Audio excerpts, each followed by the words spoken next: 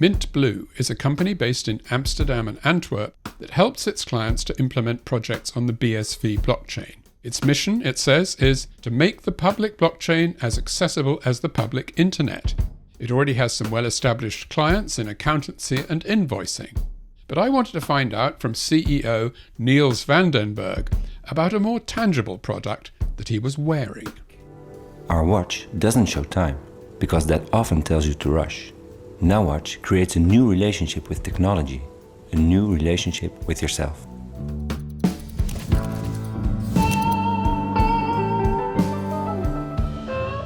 You're listening to CoinGeek Conversations with Charles Miller. So Niels, I want to ask you all about mintBlue, but first of all, tell me about that watch. What time is it? Let's have a look. It doesn't have the time. What do you mean it doesn't have the time? Well, it doesn't tell you time, it only gives you time. Because Nowatch is a brand that it registers all your biometrics and it helps you be in the now. It helps you become healthy and in the now. And basically, it's more of an accessory that also tracks all your vitals. Right, so you cannot tell the time with that watch. You're seriously telling me? Yeah. This is crème de la crème hipsterness of Amsterdam. Right. Are they popular? They're pretty popular, yeah, definitely. If it breaks, can you get it fixed? Or? For sure, yeah, and every part is actually replaceable. It's a completely composable watch, so you can replace I currently have the Parabola, it's called. Oh, right. But you can also put stones in it. You have different straps. Yeah, Okay. I kind of customized this myself. Right. So, okay, so now let's talk about this, because properly what this is all full of interesting electronics, isn't it? And what is it doing? So it tracks my breaths, my heartbeat, my steps, my sleep cycle. It basically tracks all my biometric information of me and of my life, basically. Right, and so where is all that going? Currently, it's going in the cloud, like many other smartwatch brands that are out there. But Nowatch really wants to pioneer and push boundaries in this field. And they already are very conscious of data ownership, and they want to bring that to the next level. So what we're doing is we're integrating the blockchain into their infrastructure. So every user becomes a complete data owner of their information. So Nowatch is a customer of mintBlue, your company. Yeah. And this project is one example of the service that mintBlue is going to provide to all sorts of businesses, I think. Indeed, yeah. We are kind of the Yoda to the heroes, we always say it internally.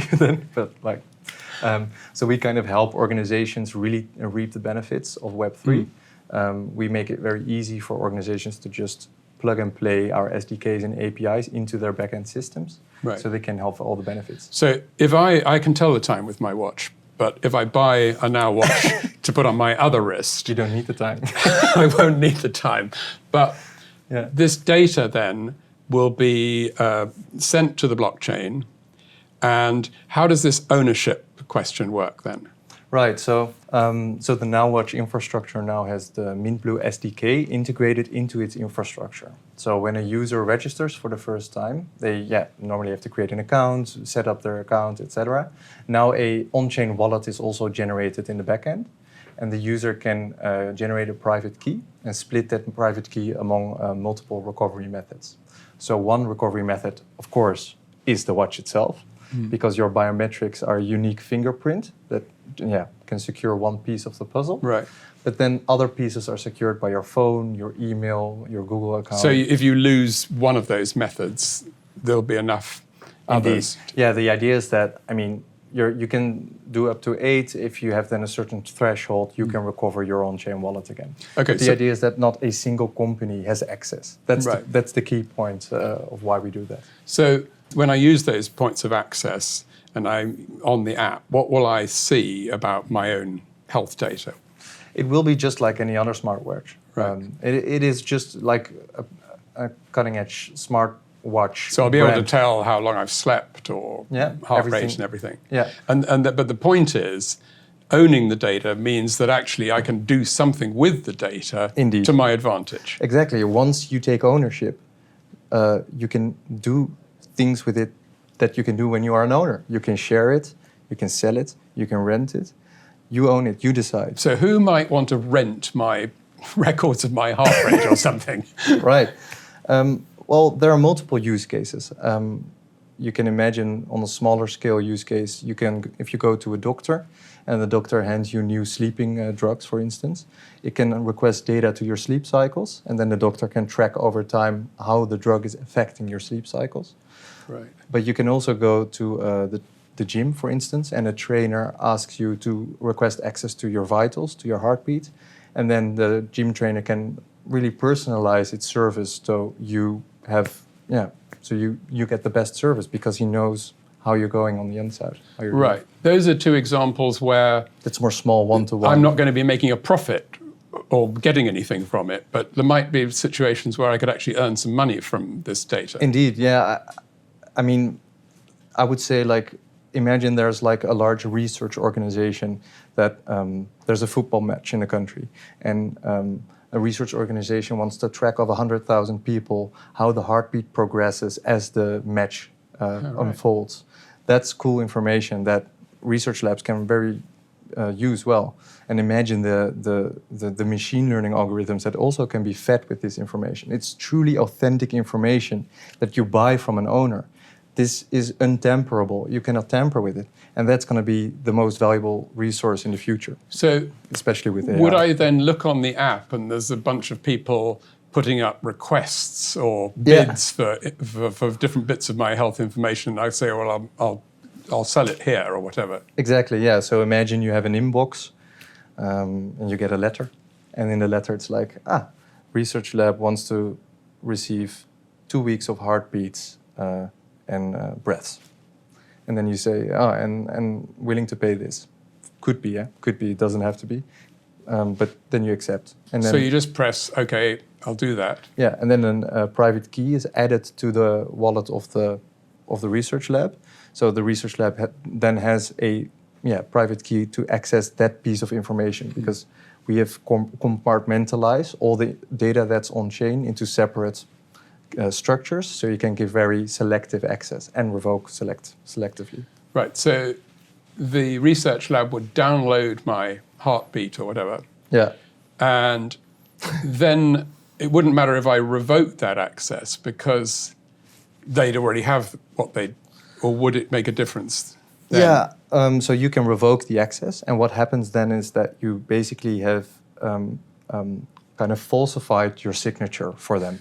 So then we enter more a legal area where you say like, okay, this owner does not accept you using this data anymore. So of course that organization that bought it can use it. So they downloaded the data, but at any moment they can verify it. Exactly. Because the public blockchain is this notary, right? Yes. Everybody can access it. It will be always there available online. So anyone who obtains the data in a secondary market can check on the public blockchain, is this valid data? Do I have a signature to use this data? Right. So how do you, stepping back a bit, how much of a business model is there in this, do you think? I kind of can't believe that this health data is really going to be worth anything much, but... I think the healthcare market is one of the largest markets in the world, larger than the military market. It's a huge market. And I think with data becoming more and more, there's a craving to authenticity in information. I think this is a beautiful platform and example of also the user being in control and an owner and peer-to-peer exchange, and that you can prove authenticity. And research, So from mintBlue's point of view then, the lab that is collecting this data would be a customer of mintBlue. Would they have some special subscription that how would they get into the system? Yeah, good question. So these customers would not be customers of mintBlue. So Nowatch is the smart wearables brand, and they have this hardware and they make this platform available for a personal data market. Right. So we're just like under the hood supporting them in using Web3 technologies, but we don't handle business So models. there would be a UX. negotiation between the lab and Nowatch, Yeah. and the lab would say, we're prepared to pay this much for access. I mean, this is before they've paid for the data itself, but to set up the system. Yeah, indeed. And the vision of it is that we create a public protocol spec. So not only Nowatch, but there can also be competitor smart wearables that can pick up this public protocol and also potentially use mintBlue or another blockchain service provider. And they can just follow the protocol so that you get one universal biometric data market. And this can become a standard. That's, of course, the vision. That's the vision of all the blockchain protocols are right. Out So there. other rivals to Nowatch would be plugging into the same system, and then the people buying it would be able to amalgamate all the different providers. Exactly. Yeah, it's competition and collaboration, and that's what blockchain is all about. Right. Well, okay. So, but even that is just one example because it's just about healthcare. But what other things, what other areas do you think mintBlue would be able to exploit like that? Yeah, it's hard, I must say. Blockchain adoption, it's a hard to adopt. We've been at it for 1.5 years now. We've had a couple of really interesting use cases now that are in integration or production stage. Directly connected to the Nowatch is, of course, the e-money, the tokenized euro. So we're partnered also with an electronic money institute, one of the first in the Netherlands, to tokenize e-money. And that could be a very interesting go-to-market as well, to kind of merge and have those two use cases collaborate. And that's really what we see in everything we do. Because I think with the blockchain that we use, with Enterprise Bitcoin or the BSV blockchain, it is one global ledger for everything, for all use cases. So all the clients that we sign up and all the use cases that we have can interoperate and collaborate. So for instance, one client that we have is called Something. It's a nature restoration organization. And they do carbon offsetting and stuff. And they have integrated our infrastructure too. And we have a protocol with them. So now you can imagine that we can integrate and connect that Something carbon offsetting protocol with the Nowatch biometric data marketplace. So every step you take is directly planting trees. But how does that work? I'm not, sorry, you've lost me there. How does the healthcare collected by the Nowatch relate to planting trees? It doesn't. But the point is that because you work in a central ledger, in a shared database, you can do complete transparency and you have full provenance of information. So you can integrate multiple services directly with each other in a fully trusted manner. And you can have full provenance of the entire action. So if I have a step and that's recorded on chain immutably, then the carbon offsetter company can listen to the step and plant a tree, I see. So the point is that because this data is recorded on the blockchain and is accessible to whoever the user wants, they could choose to make it open to, say, a nature conservation operation that had some offer about the relationship between staying healthy and some sort of charitable purpose. Indeed. This is a tiny look into the industry that we're heading towards once you have a global ledger where data can be interoperable and trusted and shared. I mean, one of the things that is impressive about mintBlue is that you actually seem to have real-life customers. I mean... Proof of work. But I mean, that's true, isn't it? You've got proper established companies who are already customers of mintBlue. Is that right? Or? Yeah. A year ago we announced the Visma Yuki integration. Visma Yuki is one of the largest bookkeeping systems in the Netherlands. And Visma itself, the mother company, is one of the largest in Europe. So how is that going? I mean, is it all going smoothly and money's pouring in and everything? With mintBlue or with that use with case? You. We are fairly healthy, I must say. Yeah, we are. We of course had an investment. That allowed us to build and to invest ourselves and to build up this client portfolio now. But that sales graph is actually going up, is it? Well, yeah. We're actually doing okay It's a new technology. It's hard to sell still. There's a lot of education needed. All the things we all know, of course, being in this space. But I think being so rooted in a location like Amsterdam and Antwerp, we are very we have a big network there. We have family, friends we can really, like, people want to listen to us, and we kind of can get like into conversations with interesting people, and they want to explore this. They want to explore Web3. Yeah. So that's one example. What other customers can you talk about that you've got? Well, we have one invoicing organization. So yeah, Visma Yuki is one of the bookkeeping systems, but then there's also a PEPL access point provider called StoreCo, and they in the future, continuous transaction control becomes mandatory, and that is that in Spain they do it already a bit. That if you send an invoice directly, the tax office can see the invoice. Oh right. To deduct the VAT, for instance. And this is becoming mandatory in the whole of EU. And StoreCo is using mintBlue and the blockchain to give multi-party access controls. So they already are integrated in thousands of organizations with their API.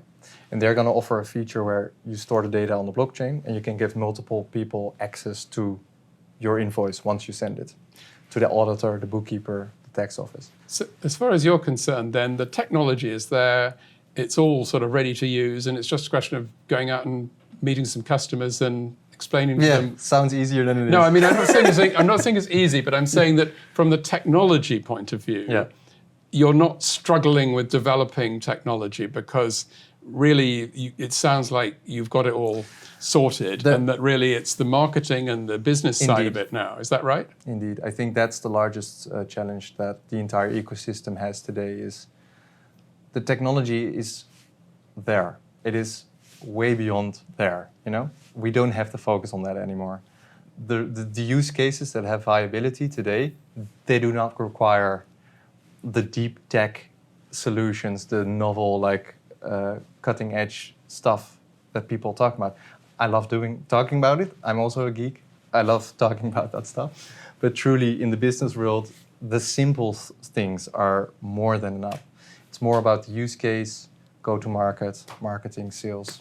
But it's interesting that you talked about being based in Amsterdam and having that sort of network of actual relationships with people that you know. I mean, do you think that is really a key to getting entrepreneurship going on Bitcoin SV, that companies shouldn't be just spreading themselves across the globe and hoping that somebody comes along, that it actually is more sort of intimate than that? For sure. I feel like personal connection is everything, and especially in blockchain where trust is so paramount, and looking at the crypto space even more, you need to be there in person. You need to talk to people. It's sort of almost ironic that you say that, because the whole thing about Bitcoin was that you didn't have to trust. I mean, it was supposed to be beyond the requirements of trust, because it was just technology that didn't need. Yeah, I totally agree. But business is still people talking to each other and trusting each other to start something.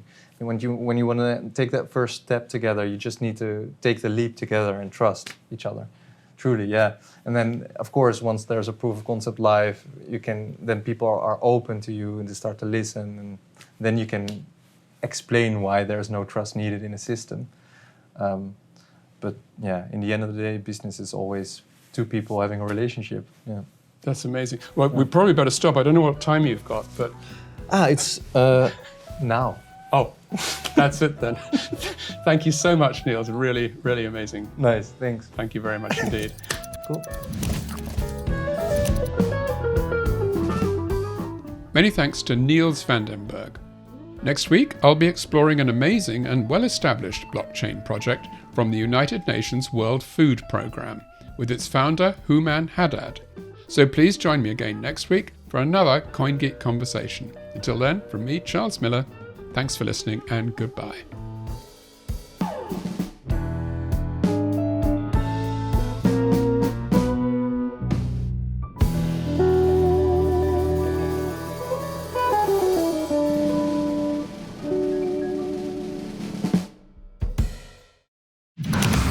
Hey everybody, I'm Kurt Wooker Jr. Join us live on Tuesdays at 2 p.m. Eastern Standard Time, where you can ask me questions, comments, blessings, cursings, grapes, or gropes. You can catch us live across CoinGeek's YouTube, Facebook, Twitter, LinkedIn, and probably a whole bunch of other places too. I think the big thing here, the big innovation, is the ordinals numbering system. So utility is driven by this whole idea of springboarding us in terms of innovation by using micropayments and unlocking all these different new ways of doing things. Decentralization, the meme, as people think of it, I don't think exists at all, anywhere.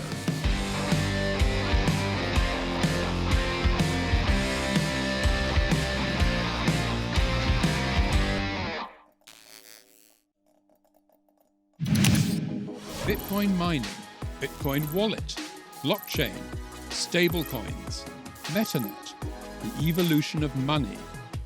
Everybody is talking about Bitcoin today, but what exactly is it? Learn the basics from experts. Learn what Bitcoin is, how it works, and why it matters. Bitcoin 101, your ultimate guide to the fundamentals of blockchain.